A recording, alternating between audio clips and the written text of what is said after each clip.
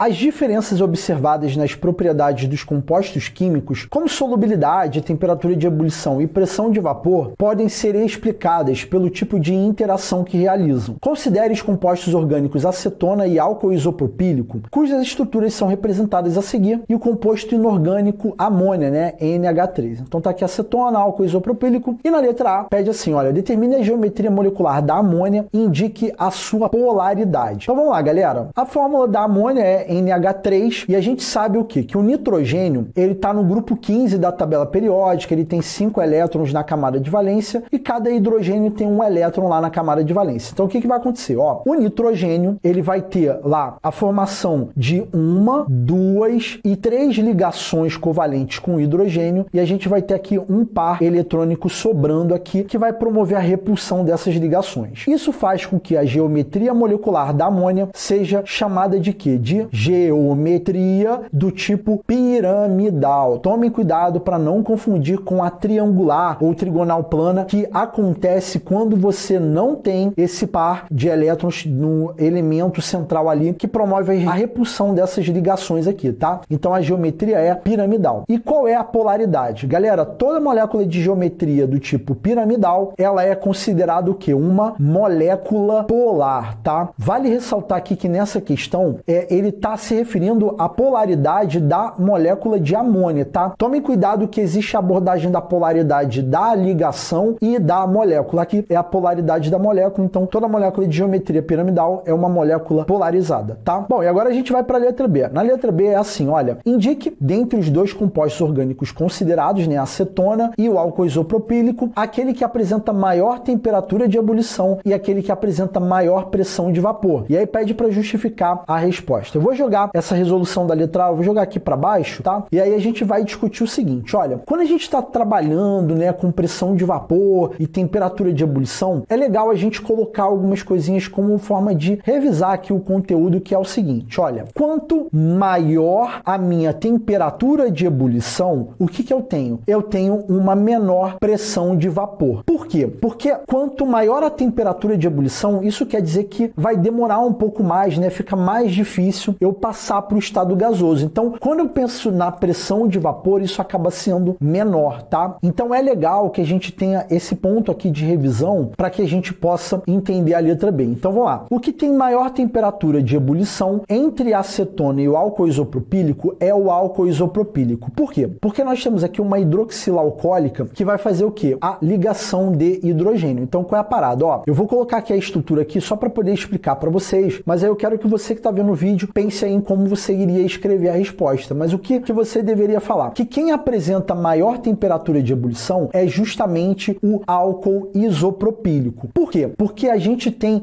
o quê? Aqui, essas hidroxilas alcoólicas, a gente vai ter o quê? O estabelecimento de ligação de hidrogênio entre moléculas, que é uma interação intermolecular mais forte do que a acetona. Então, se a gente for parar para ver a acetona, o que a gente tem? Ó, um menor ponto de ebulição ou temperatura de ebulição e o tipo de interação intermolecular entre moléculas de acetona, a gente tem o quê? A interação do tipo dipolo permanente ou dipolo-dipolo, que se comparado com a ligação de hidrogênio, ela é mais fraca. Então, acaba sendo mais fácil passar para o estado gasoso. Em outras palavras, vai ter um menor ponto de ebulição ou temperatura de ebulição a acetona se comparado com o álcool isopropílico. Então, lá na sua resposta, o que você deveria falar? Ó, que quem tem maior temperatura de ebulição é o álcool isopropílico e o que apresenta maior pressão de vapor vem ser a acetona. E aí, qual é a justificativa? Ó, a maior temperatura de ebulição é o álcool isopropílico porque pelo fato de termos aqui as hidroxilas alcoólicas, a gente tem o estabelecimento de ligações de hidrogênio, que é uma interação intermolecular mais forte se comparado com a interação do tipo dipolo-dipolo que ocorre entre moléculas de acetona, que consequentemente vão ter um menor ponto de ebulição ou temperatura de ebulição se comparado com o álcool isopropílico, e isso faz com que a acetona tenha o quê? Uma maior pressão de vapor, já que se a temperatura de ebulição é menor, então a gente vai ter uma maior pressão de vapor, beleza? Então essa daí seria uma ideia aí para a letra B, né, para você entender o porquê de cada coisa, que aí naturalmente era só organizar ali uma resposta para o corretor. Show? Então a gente fecha a letra B e fecha consequentemente aí a questão questão de número 10.